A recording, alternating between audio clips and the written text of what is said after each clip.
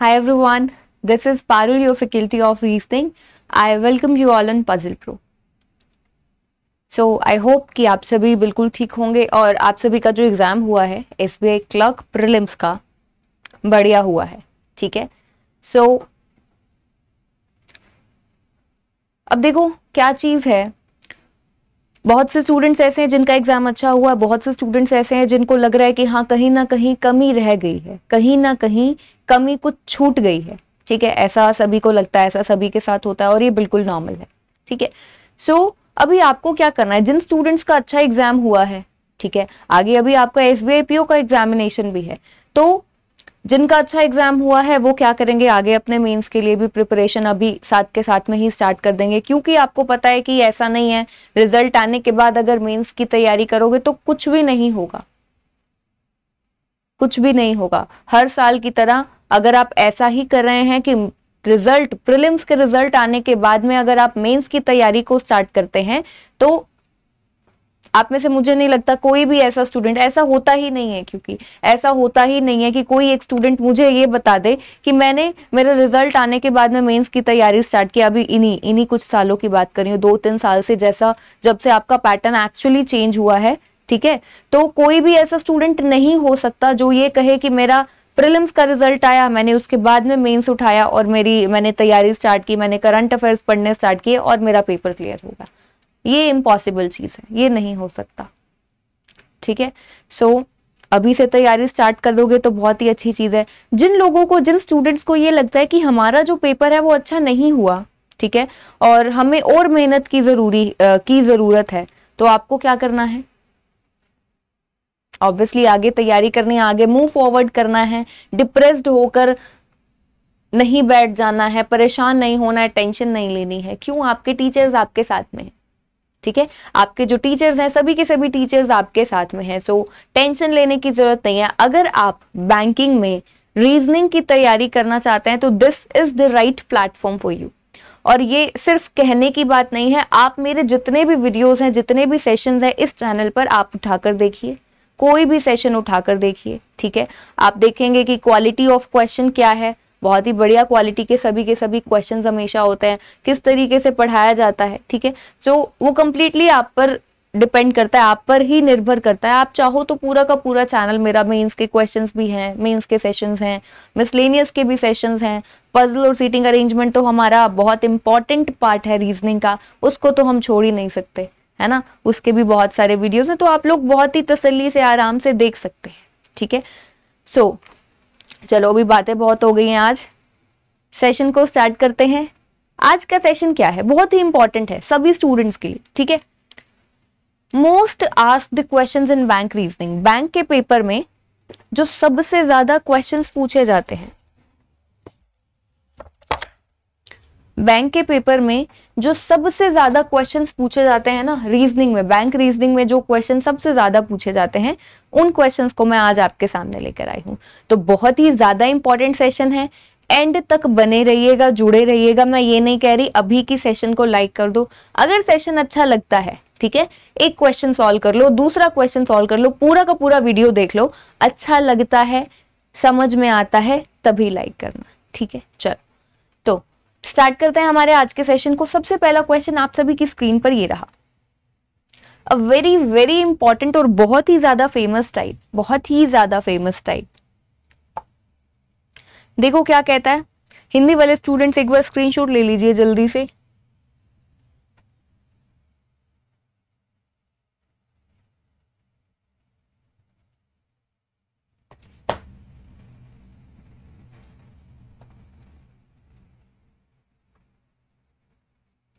चलिए, सो ये क्वेश्चन है आप सभी के सामने। क्वेश्चन कौन सा है, ये कैसा क्वेश्चन है, किस कैटेगरी में ये क्वेश्चन आपका आता है।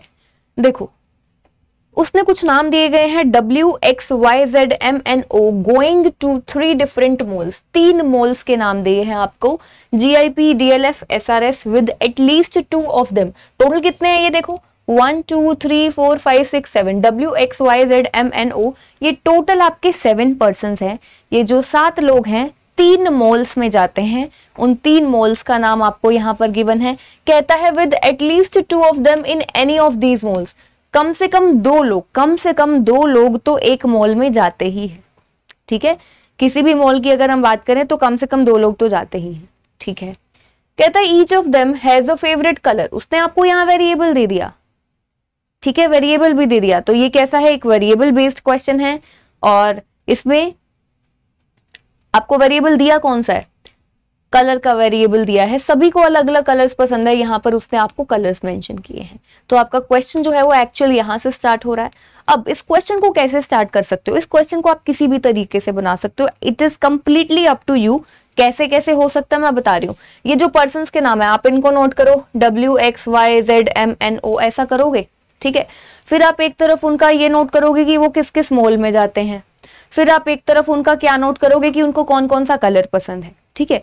अगर इस तरीके से करोगे तो क्वेश्चन को सॉल्व करोगे, थोड़ा सा लेंदी होगा, जरूर होगा, बिल्कुल डेफिनेट है कि ये क्वेश्चन यहां से सॉल्व होगा, लेकिन टाइम ज्यादा लगेगा। अब जब भी आपको इस तरीके का क्वेश्चन मिले, जब वो आपको, हमेशा आपने देखा ऐसे 3 इंस्टीट्यूशंस दिए होते हैं, यहाँ पर उसने आपको क्या दिए हैं, 3 अलग अलग मॉल्स दिए हैं। इसी तरीके से वो 3 कई बार आपको कुछ और दे देता है, ठीक है, 3 स्टेट्स दे देता है, कहता है कि ये 8 लोग हैं, इन 3 स्टेट्स में जाते हैं, ठीक है, और साथ में उनको अलग अलग कलर पसंद है, ये वेरिएबल दे देता है। तो इस तरीके के जो क्वेश्चंस होता है, जब वो पर्टिकुलरली 3 या 4 आपको ऐसे इंस्टीट्यूशंस देता है, ठीक है, तो वहां पर क्या करो, ये जो 3 दिए गए हैं इनको नोट करो। इससे क्या होगा, आप थोड़ी जगह पर क्वेश्चन को सॉल्व कर पाओगे और आपका टाइम भी कम लगेगा। कैसे, अभी आप खुद से देख पाएंगे यहाँ पर कि किस तरीके से आप अपने टाइम को बचा सकते हो। तो आपके पास यहाँ पर GIP, DLF एंड SRS ये मॉल्स गिवन है। कहता है X going to DLF mall with M, X जाता है DLF किसके साथ में, M के साथ में। X जाता है आपका DLF किसके साथ में, M के साथ में। तो हमने यहां पर नोट कर लिया X M के साथ में जाता है। M the favourite colour is purple, M का फेवरेट कलर क्या है, पर्पल है, ये उसने दिया है, हमने नोट कर लिया।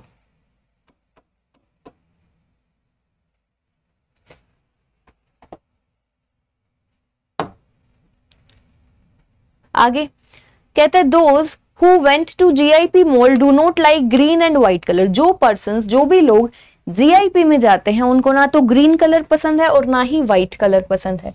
तो इसको हम लोग क्या करते हैं, GIP के लिए ग्रीन और व्हाइट दोनों ही कलर्स क्या है, कैंसल्ड है। तो यहां पर मैं कैंसलेशन वाला डेटा नोट कर रही हूं। कहते हैं the one Who likes blue color is going only with O in SRS mall। ध्यान से पढ़ो क्या कहता है, The one who likes blue color, जिस पर्सन को ब्लू कलर पसंद है वो सिर्फ और सिर्फ O के साथ जाता है, कौन से मॉल में, SRS में।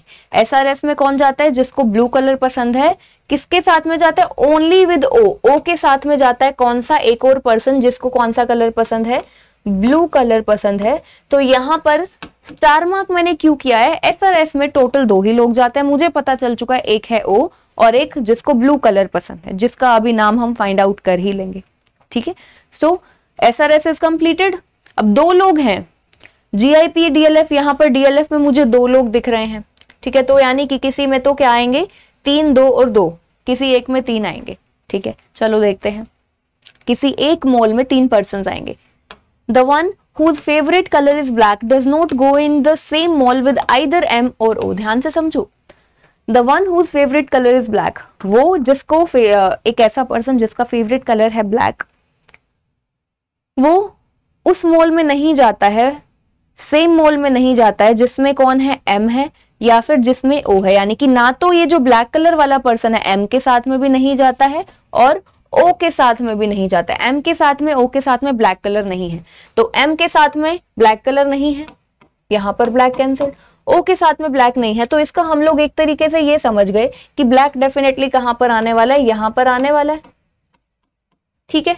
ब्लैक GIP में जाएगा क्योंकि DLF में M के साथ में उसने मना कर दिया, M के साथ में ब्लैक कलर वाला पर्सन नहीं है, O के साथ में ब्लैक कलर वाला पर्सन नहीं है, तो एक ही जगह बचती है आपका GIP, ठीक है। आगे W does not go in DLF mall, W जो है आपका DLF में नहीं जाता, ठीक है। DLF में W नहीं जाता है, कैंसिल कर दिया, तो आपका SRS में W ब्लू हो सकता है, GIP में भी W हो सकता है, ठीक है। कहते हैं W likes violet colour, W को तो वॉयलेट कलर पसंद है, तो अब W आपका यहाँ तो आ नहीं सकता, O के साथ में एक ही पर्सन है ब्लू, और इसको ब्लू पसंद है तो W वॉयलेट है, W को वॉयलेट कलर पसंद है। W यहाँ नहीं है तो डेफिनेट हो गया W यहाँ पर जिसको क्या पसंद है, वॉयलेट कलर।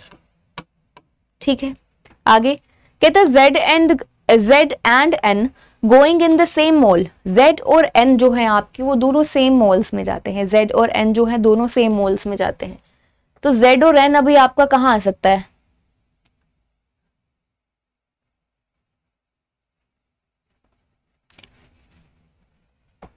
अब एक चीज देखो, Z और N आपका GIP में आएगा, ठीक है, GIP में आएगा, या फिर DLF में आ सकता है। हमारे पास टोटल 7 पर्सन है, टोटल 7 पर्सन है, ये X और M हो गया, X और M ऑलरेडी हो चुका है, तो Z और N को बनाएंगे तो कितने हो जाएंगे, 4 हो जाएंगे ना, जबकि टोटल 7 है, 1 2 3 4 5 6 ऑलरेडी हो चुके हैं, एक ही बचा है, हम Z और N को यहाँ पर नहीं प्लेस कर सकते, ठीक है, इस DLF में Z और N को नहीं प्लेस कर सकते, तो Z और N आपके कहाँ पर है, डेफिनेटली इस GIP में आएंगे आपके Z और N, कहाँ आएंगे वो देख लेंगे, GIP में आपके Z और N दोनों के दोनों जाते हैं, इस W के अलावा Z और N। अब Z को ब्लैक पसंद होगा या N को ब्लैक पसंद होगा वो हमें फाइंड आउट करना है।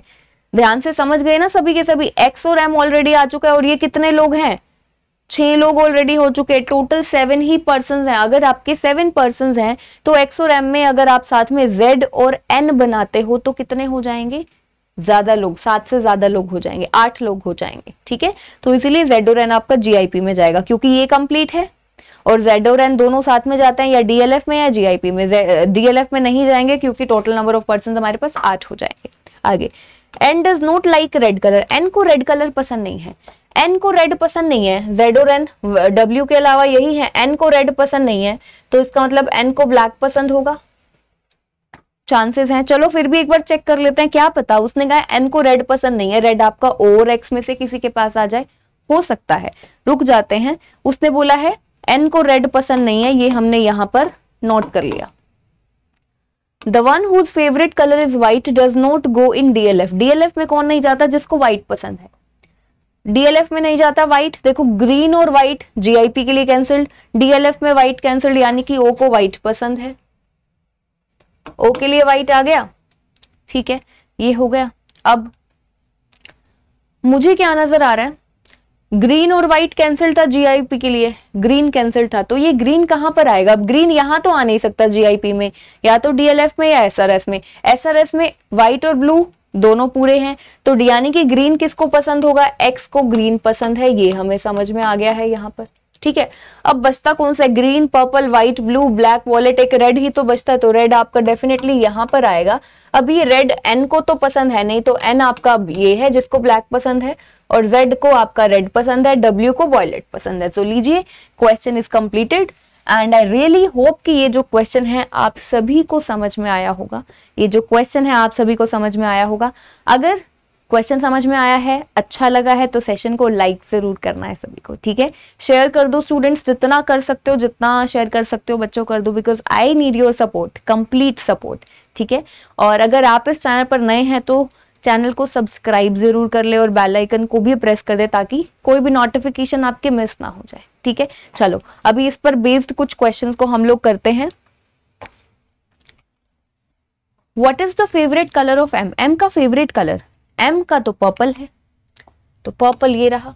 Y goes in which mole, Y कौन से मोल में जाता है, जरा चेक करो, Y है आपका कहां पर, अच्छा N हो गया, ये W है, Z X M O, Y रह गया, यानी कि Y को ब्लू कलर पसंद है। Y कौन से मोल में जाता है, SRS में जाता है, तो SRS, ठीक है। चलो नेक्स्ट क्वेश्चन है आप सभी की स्क्रीन पर, ये रहा again a very very important one, pre के लिए तो बहुत ही ज्यादा जरूरी है।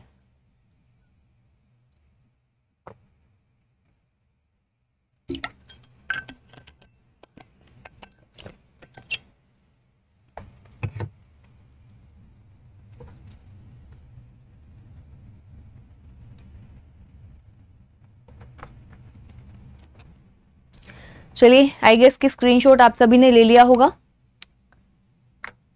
7 पर्सन्स हैं, ये कहाँ पर रहते हैं? ये जो 7 लोग हैं P Q R S T U and V live on 8 different floors, 8 अलग अलग फ्लोर्स पर रहते हैं, not necessarily in the same order. Lowermost floor of the building is numbered 1, one above it is numbered 2, so on till the topmost floor is numbered 8 and one floor is vacant. ठीक है, सबसे पहले तो हमारे दिमाग में आई ही ये चीज, 7 लोग हैं 8 फ्लोर्स हैं, 7 लोग हैं 8 फ्लोर्स हैं, डेफिनेटली एक तो वेकेंट होने ही वाला है। ठीक है, चलो कहते हैं we lives on 5th floor और सबसे नीचे वाला फ्लोर है दैट इज नंबर्ड एज 1, तो हम लोग बना लेते हैं इसको।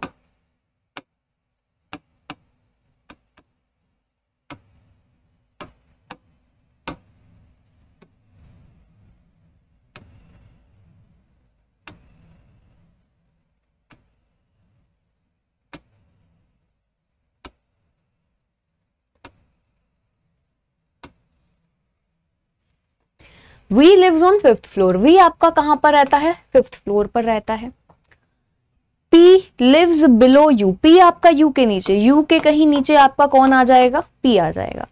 2 persons live between V and T, V और T के बीच में आपके टोटल 2 लोग हैं, V और T के बीच में, तो V अगर आपका यहां पर है 2 लोग, याद रखना है 2 persons बोला है V और T के बीच में। ठीक है, तो अगर हम T को यहां बनाते हैं तो यानी कि इनके बीच में कोई भी वेकेंट नहीं आएगा, यहां पर 2 पर्सन्स आने चाहिए। अगर हम 1-2 छोड़कर टी को यहां पर बनाते हैं तो इसका मतलब है कि जो वेकेंट है वो यहां पर नहीं आएगा। अगर वी यानी कि 5th के नीचे आपका वेकेंट फ्लोर आता है तो टी आपका यहां पर फर्स्ट पर आ जाएगा। ठीक है, इस चीज को समझे सभी के सभी। अब आपको ध्यान रखना है कि वी और टी के बीच में 2 पर्सन्स बोला है तो आप इनके बीच में वेकेंट नहीं बना सकते। यहाँ पर ये 4th और 3rd इस वाले केस में वेकेंट नहीं हो सकते। अगर वेकेंट यहाँ पर है तो टी यहाँ पर शिफ्ट हम लोग कर देंगे क्वेश्चन पढ़कर। ठीक है, तो यहाँ पर भी सिमिलरली अगर ऊपर जाएगा तो ऊपर तो अगर 2 पर्सन्स हैं तो वेकेंट तो बचता ही नहीं इनके बीच में। चलो आगे करते हैं। कहते हैं neither R nor U lives on 6th numbered floor, R और यू में से कोई भी 6th फ्लोर पर नहीं रहता है। Q does not live on the 3rd numbered floor, Q आपका 3rd फ्लोर पर नहीं रहता है। ठीक है,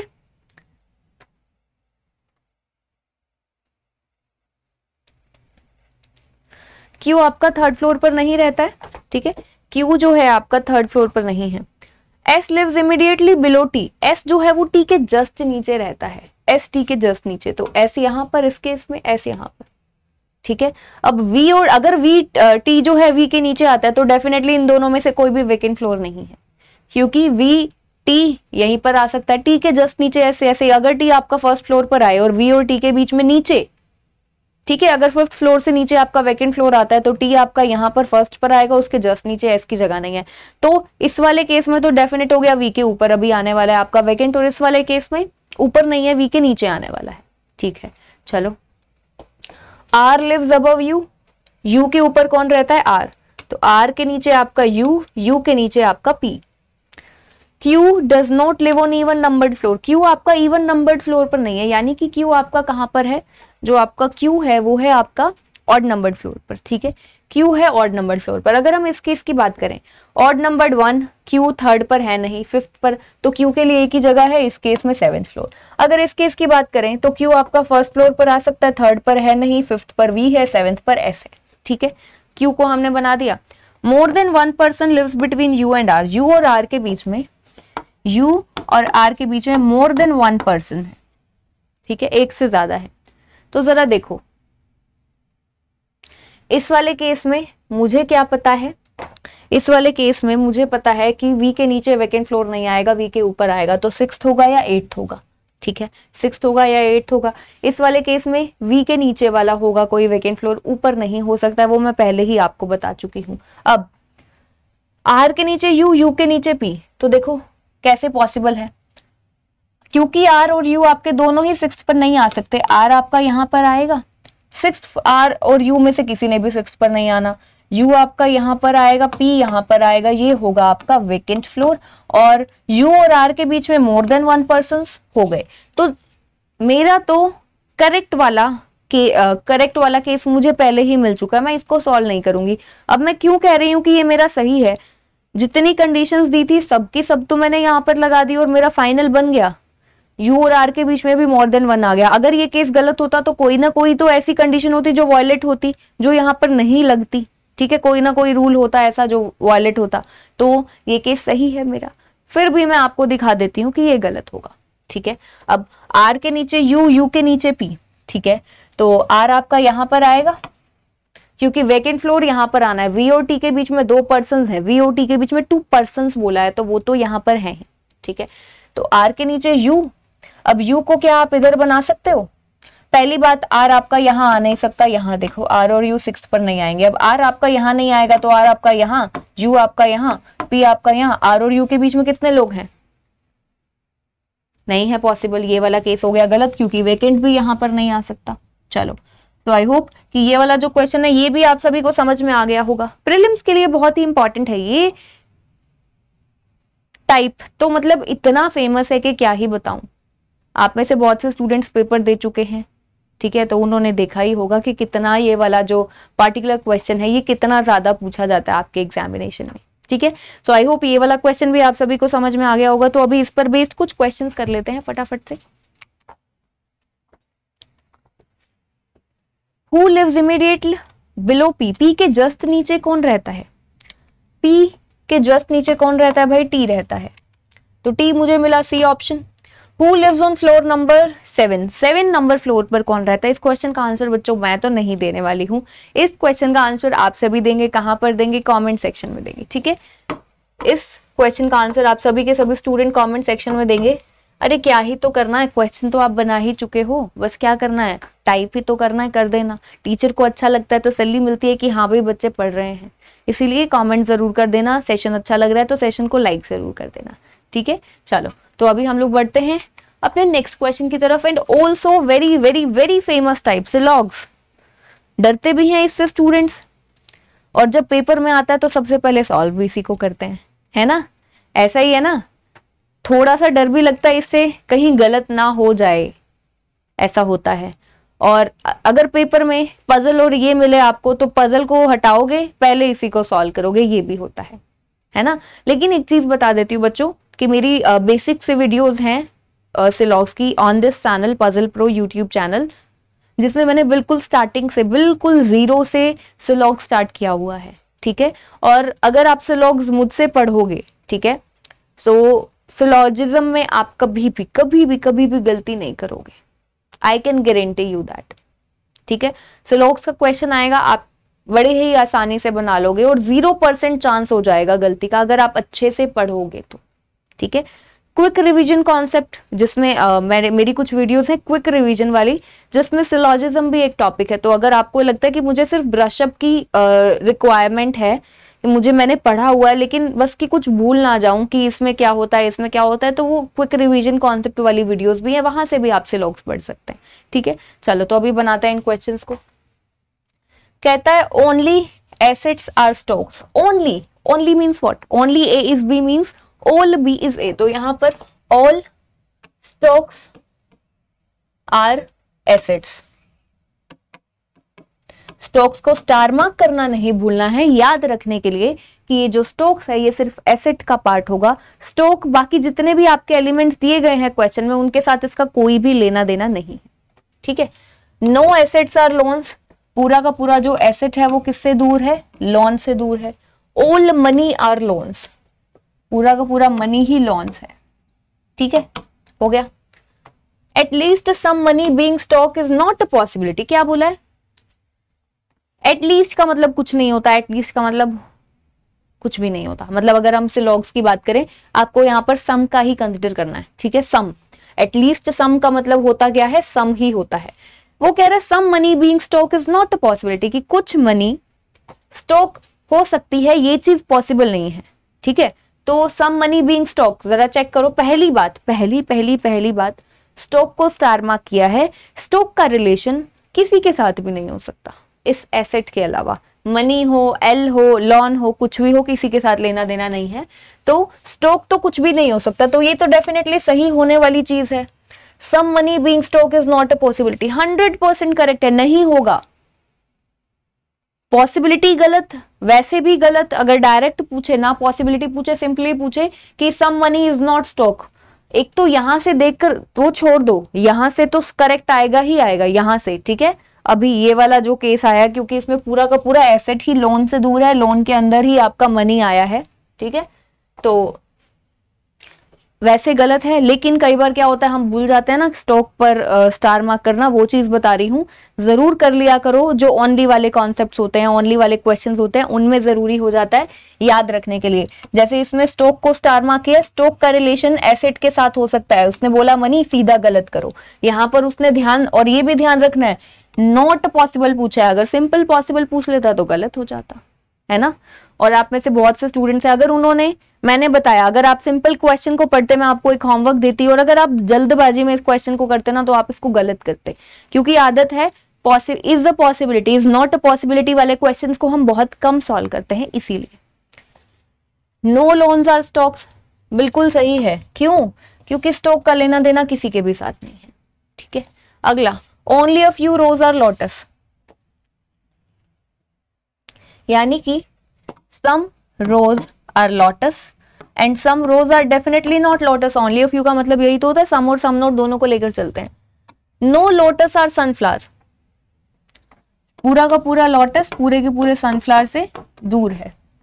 all tulip are sunflower, सारे के सारे जो ट्यूलिप्स हैं वो सनफ्लावर के बीच में आते हैं, ठीक है।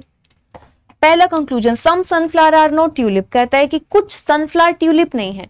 अब सनफ्लावर के बीच में ही पूरा का पूरा ट्यूलिप है, ऑल ट्यूलिप आर सनफ्लावर, तो अगर वो बोले सम सनफ्लावर आर ट्यूलिप, वो तो सही होगा, क्योंकि सनफ्लावर का ये पूरा का पूरा जो ट्यूलिप है वो है ही क्या, सनफ्लावर है।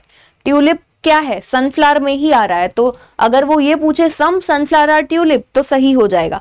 पूछा क्या है, सम सनफ्लावर आर नॉट ट्यूलिप, यानी कि आपको कुछ ऐसा दिखना चाहिए कि सनफ्लावर का ना कुछ पोर्शन होना चाहिए ऐसा जो कि ट्यूलिप से क्या हो, दूर हो, ऐसा कुछ।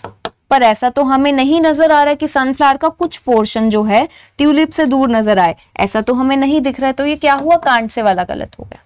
अ few tulip are not lotus, कहता है कि some tulip are not, a few का मतलब क्या होता है, सम, सिंपल।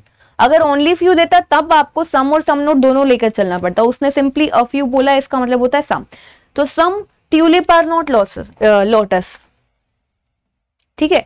तो पूरा का पूरा सनफ्लावर लोटस से दूर है और पूरे के पूरे सनफ्लावर में ट्यूलिप है, तो अगर वो ये भी आपसे पूछ ले all tulip are not lotus, वो भी सही हो जाएगा। उसने तो क्या पूछे, some tulip are not lotus. जब पूरा का पूरा ही दूर है तो उसका कुछ पोर्शन तो दूर है ही लोटस से, ठीक है। All tulip are not lotus ही हमें यहाँ से क्लियरली नजर आ रहा है कि पूरा का पूरा ट्यूलिप ही, ये जो पूरा का पूरा मैं जिसको डार्क कर रही हूं, ठीक है, ये ट्यूलिप का पोर्शन है, ये पूरा का पूरा लोटस से दूर है, तो सम तो है ही दूर, ठीक है। चलिए next question, few biscuits are cake, few का मतलब हम लोग क्या लेंगे, सम होता है, some biscuits are cake. Few cake are bread, some cakes are bread, ये है biscuits. All biscuits are muffin, सारे के सारे जो बिस्किट्स हैं वो क्या है, मफिन है। बना लिया हमने, हमारा standard venn diagram is ready now. पहला conclusion, some muffin are cake, तो मुझे तो क्लियरली दिख रहा है मफिन और केक का ये वाला पोर्शन जो है वो क्या है, कॉमन है, तो मुझे तो नजर आ गया क्लियरली, तो सही हो गया। सम बिस्किट्स आर ब्रेड, कुछ बिस्किट्स ब्रेड है, बिस्किट यहाँ पर है, ब्रेड यहाँ पर है, दोनों के बीच में सम का रिलेशनशिप एग्जैक्टली नजर नहीं आ रहा, एग्जैक्टली नहीं नजर आ रहा, तो ये क्या है भाई, गलत है। अगर गलत है कौन सा, कांट से वाला। अगर इसी की वो पॉसिबिलिटी पूछ लेता, some biscuits being bread is a possibility, तो वो क्या हो जाती, सही हो जाती। क्योंकि मैंने आपको जो बेसिक से वीडियो कराया है उसमें बताया है कि जो ऐसे कंक्लूजन्स जिनका आंसर क्या आता है, कांट बी, मतलब may be true may be false, ठीक है, ऐसे वाले जो होते हैं, ठीक है, तो उनकी जो पॉसिबिलिटी होती है वो सही होती है। 100% ट्रू कंक्लूजन, 100% फॉल्स कंक्लूजन की पॉसिबिलिटी हमेशा गलत। लेकिन अगर आपका आंसर आता है कौन सा गलत, कैन नॉट बी डिटरमाइंड वाला, कांट है ना, कांट से वाला जो आता है, जैसा कि ये है, जो कि आपको क्लियरली नजर नहीं आ रहा कि some biscuit are bread. Some biscuit are bread कब सही होता, जब हमको बिस्किट और ब्रेड का दोनों का पोर्शन ऐसे दिखता कि कॉमन है, नहीं दिख रहा तो क्या हो गया, कांट से वाला गलत हो गया, ठीक है। कांट से वाला गलत है तो उसको कंसिडर तो हम गलत में करते हैं, लेकिन अगर इसी की आगे इज पॉसिबिलिटी बोल देता तो ये सही हो जाता बस। ठीक है, नेक्स्ट क्वेश्चन आप सभी की स्क्रीन पर ये रहा। ये जो क्वेश्चन है ना, दूसरा जो क्वेश्चन है, ये आप सभी का होमवर्क है। Some dogs are pigeon, some pigeons can be cat, ये जो दोनों कंक्लूजन दिए गए हैं, ये क्वेश्चन आप सभी का होमवर्क है। आप सभी को बताना है कमेंट सेक्शन में कि इसका क्या आंसर है। इससे पहले एक और क्वेश्चन दिया है मैंने आपको, ठीक है, इससे पहले एक और क्वेश्चन दिया है, उसका आंसर बताना है, इस क्वेश्चन का आंसर बताना है। और आप सभी के सभी स्टूडेंट्स एक बार इसका भी स्क्रीनशॉट ले लीजिए। आज मैं आपको काफी सारा होमवर्क दे रही हूँ, ठीक है, होमवर्क दे रही हूँ और होमवर्क करना है, छोटी सी चीज है, क्या मांगती हूँ भाई मैं आपसे, कुछ भी नहीं। क्वेश्चंस दिए हैं होमवर्क के लिए, बस कमेंट सेक्शन में आंसर बता देना, किस चीज का आंसर बताना है, इस क्वेश्चन का आंसर देना है आपको। इस क्वेश्चन का आप स्क्रीनशॉट ले लीजिए सभी के सभी पहले।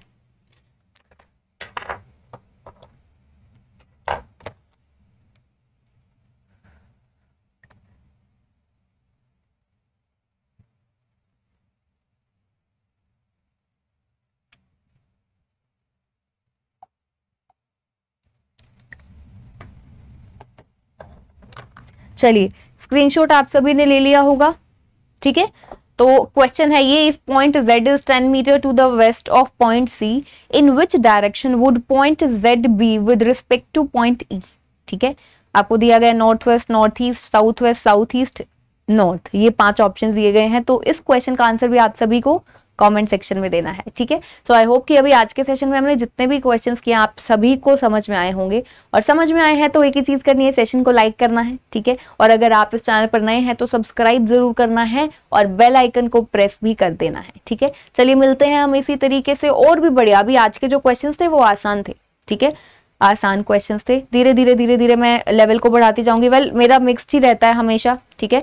जब भी कोई पेपर आ रहा होता है तो मैं आपको उसके लेवल के क्वेश्चंस, इनफैक्ट उससे अच्छे लेवल के क्वेश्चंस कराती हूँ। तो मैंने यहाँ पर आपको बता दिया है कि अभी आज का जो सेशन है उसमें क्वेश्चंस आसान थे। अभी आगे जो हम लोग करेंगे बढ़िया वाले SBI PO प्रीलिम्स वाले क्वेश्चंस भी हम लोग करेंगे, नेक्स्ट सेशन में कर लेंगे, ठीक है। चलो तो मिलते हैं हम लोग नेक्स्ट सेशन में। तब तक आपको क्या करना है, तैयारी करते रहना है और इस साल बैंकर बनना है। Take care everyone.